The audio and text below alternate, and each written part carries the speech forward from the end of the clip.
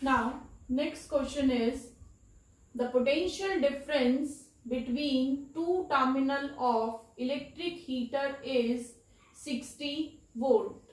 Then it draws a current of 4 ampere from source. What current will the heater draw if potential difference is increased by 120 volt? So question is, potential difference is given to us, V is 60 volt and it draws a current of 4 ampere. So potential is given, current is given, so R is equal to V by I, means 60 by 4, that is 15 ohm. Now question is, what current will the heater draw? It means now we have calculated the resistance of heater. This is 15 ohm. What current will the heater draw? Now we have to find the current. If potential difference is increased by 120 volt. So current is, as per Ohm's law, I is equal to V by R. So it is 120 by 15. That will come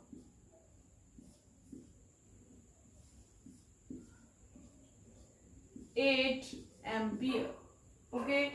So this is the answer, that this is the current drawn by the heater if potential is increased by 120 volt. Now next question is, a 4 ohm resistance wire is doubled on it. Calculate new resistance of the wire.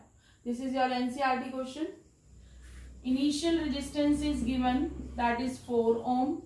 Suppose initial length is L and initial area is A. So initial resistance is rho L by A equal to 4. Now we have to find the new resistance if wire is doubled. Wire is doubled means suppose we have the length L wire and we are doubling it. So if we double the wire, then its length becomes half and area becomes double. Okay, then we have to find new resistance. So R2 is rho L2 by A2, means rho L by 2 into 2A, that is 1 by 4 of rho L by A, and rho L by A is 4. So it is 1 by 4 of 4 means 1 ohm. So new resistance of the wire is 1 ohm. Now these are also NCERT question, and first question is, will the current flow more easily through a thick wire or thin wire of same material when connected to same source Y? Question is about the current. Will the current flow more easily or not? Through a thick wire and thin wire. Thick wire means area is large, and we know that resistance is inversely proportional to area. So if area is large, means resistance is less, means, and current is inversely proportional to resistance. So if resistance is less, means more current will flow through the thick wire. Now we are talking about thin wire. As thin wire has less area and resistance is inversely proportional to area, so if area is less, then resistance is high, and current is inversely proportional to resistance. So if resistance is high, means current is less. so less current will flow through thin wire.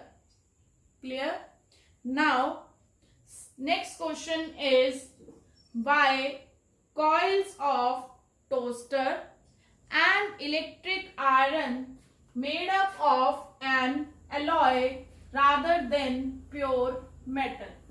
As we know that these are the heating devices and these are made up of an alloy.